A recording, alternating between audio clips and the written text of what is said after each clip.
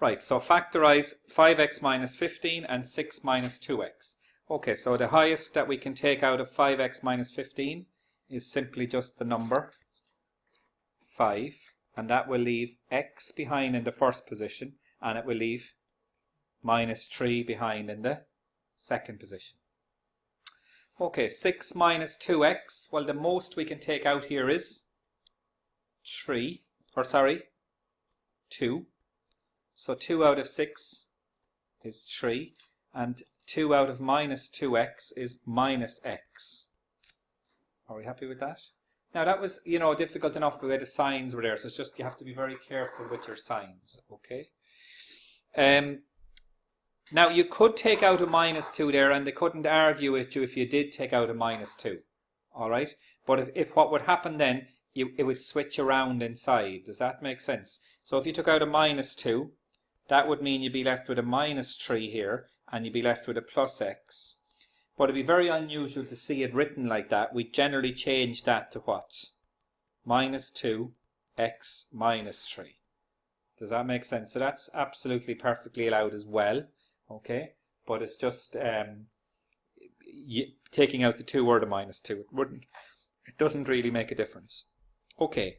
Now, they were nice enough to explain to us here what it meant for something. If a and b are variable quantities, we say that a is proportional to b if the fraction a over b is a constant.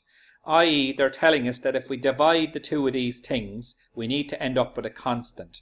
Now, what wouldn't be a constant here? What would be in, if you look at these two expressions, 5x minus 15, 6 minus 2x.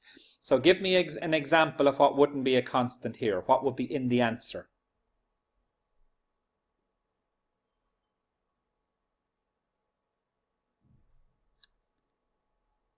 So what's not a constant?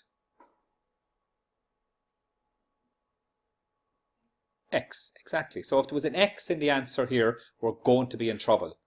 Okay, so we cannot have an x in the answer because that's a variable. Okay, so basically we need just numbers. Now, as you'll notice, again, it's related to part 1 because what have we done already in part 1?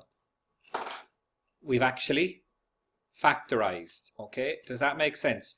Now, if you look at this thing here, okay, now I didn't even read the second part of the question, but what do you notice?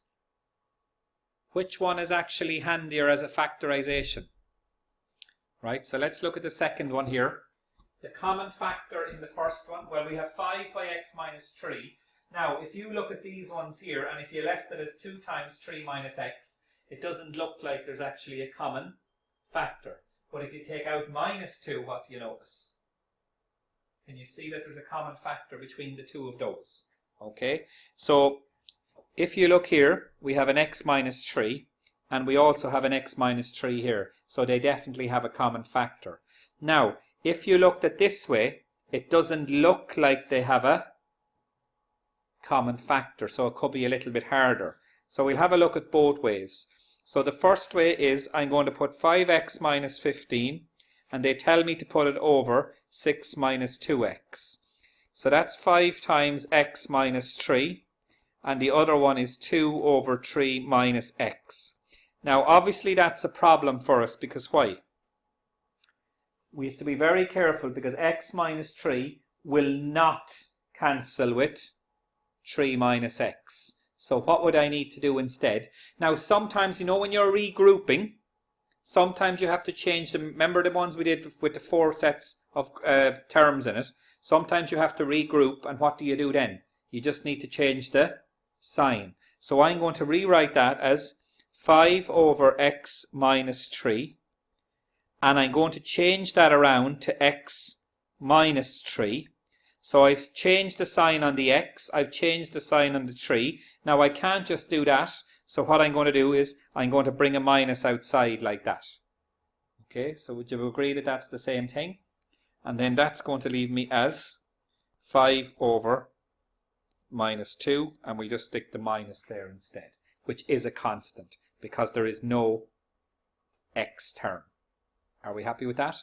Now, you see the way, if you just factorize it in the first way, you end up being here. Okay, so it might cause a problem, right?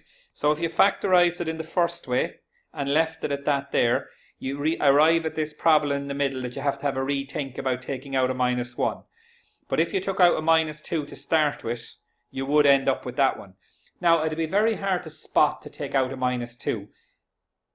It's more that you read the question afterwards. Does that make sense? So that would be hard to spot, because the most natural thing in the world would be to take out 2 there. Okay, now we have to show are these two things proportional. Okay, well, first of all, we're going to try and factorize them. Okay, so I'll go with the easy one first. 2x plus 2. Well, what will that factorize to give me? 2 times x plus 1. Alright, now let's go then. No need for those brackets there. And now let's go with this lad. X squared plus 3x plus 2 over, well, let's not do over, we're going to just factorize this. So the factors of 2 at the end are simply 2 and 1.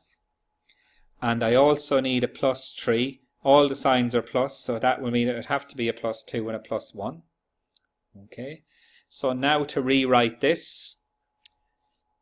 Okay, so we have x cubed plus 3x plus 2 over 2x plus 2, which we now know is equal to x plus 2 over x plus 1 over 2 times x plus 1. Now, so leaving out what's in common, what will that leave? It'll leave x plus 2 on the top, and what will it leave on the bottom? The number 2. Now, is this proportional to this one? So is that quadratic equation proportional to 2x plus 2? No. Why? Because we have an x term.